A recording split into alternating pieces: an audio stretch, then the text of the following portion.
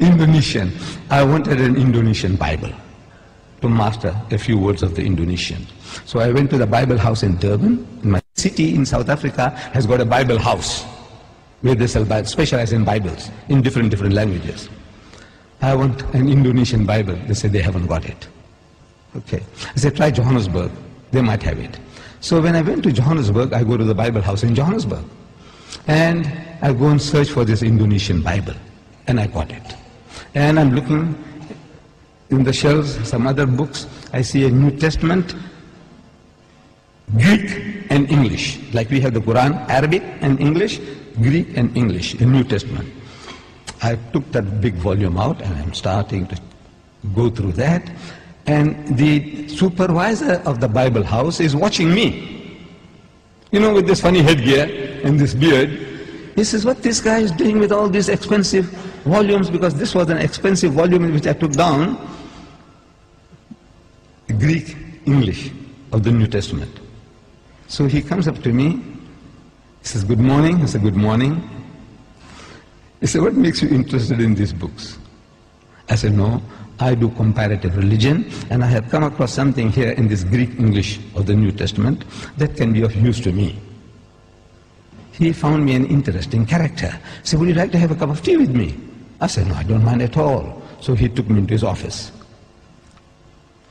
I said, now, you know, we believe in Jesus. And this was something astonishing to this supervisor. And all the supervisors in South Africa of the Bible houses are retired reverends. This was a Reverend Dunkers. He's amazed. I says, you know, we believe in Jesus and in his miraculous birth. And so saying, I started repeating these verses from the Quran. That we believe. And when I read it, he said, no, this is the same like my book. What you are saying now, that when the good news is given to Mary, the mother of Jesus, in the Holy Quran, she says, قَالَتْ رَبِّ أَنَّ يَكُونُ لِي وَلَدٌ وَلَمْ يَمْسَسْنِي بَشَرٌ. She said, oh my Lord, how can I have a child when no man has touched me? Which means physically, sexually. No man has touched me. So the angel says, قَالَ كَذَلِكِ اللَّهُ يَخْلُقُ مَا يَشَاءُ. Even so, Allah creates what He wills. إِذَا قَضَى أَمْرًا فَإِنَّمَا يَقُولُ لَهُ كُن فَيَكُونُ. Whenever He decrees a matter, He merely says to it, be, and He wills it and the thing comes into being. So the Reverend says, man, this is the same as my book. I said, yes, on the face of it, it's the same. But if you look at it intently, you'll find the difference between my version and your version is chalk and cheese. You people know chalk and cheese? You know the difference between chalk and cheese? The Canadians didn't know.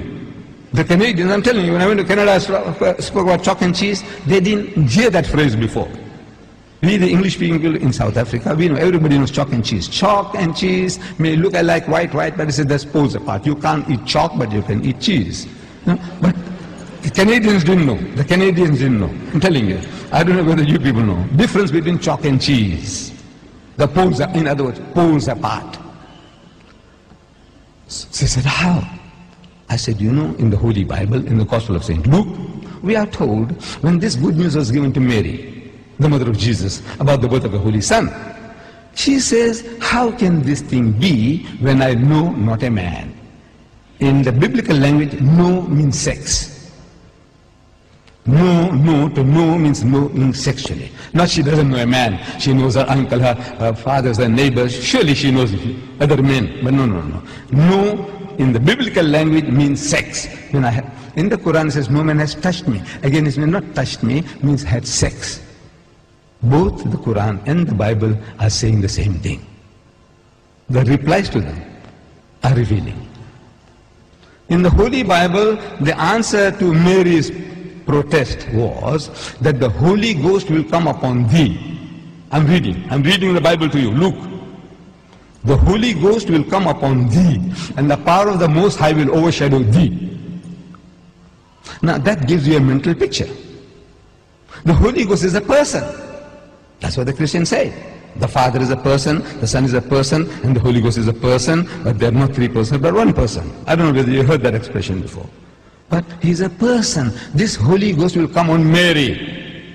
How? See, it gives you in your mind. It makes you think, how? like a man and a woman, like a bull and the cow. How? The Almighty will overshadow her. How? No, it gives you a mental picture. So I'm suggesting that it gives you a mental picture. How? The Holy Ghost will come on her. We know it's a miracle. We agree it's a miracle. But the language that you are using, the language is down-to-earth language. The Quran says, وَإِذَا قَضَى أَمْرًا فَإِنَّمَا يَقُولُ لَهُ كُن فَيَكُونُ.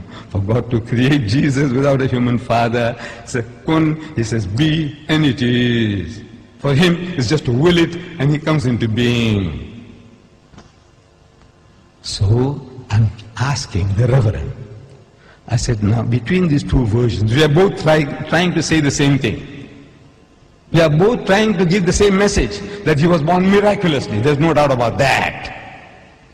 But I said, which version would you prefer to give to your daughter? The Quranic version or the biblical version? We are both trying to say the same thing. He said, he bowed his head down in shame, and he said he would prefer to give the Quranic version. This is Reverend Dunkers, the head of the Bible Society in Johannesburg.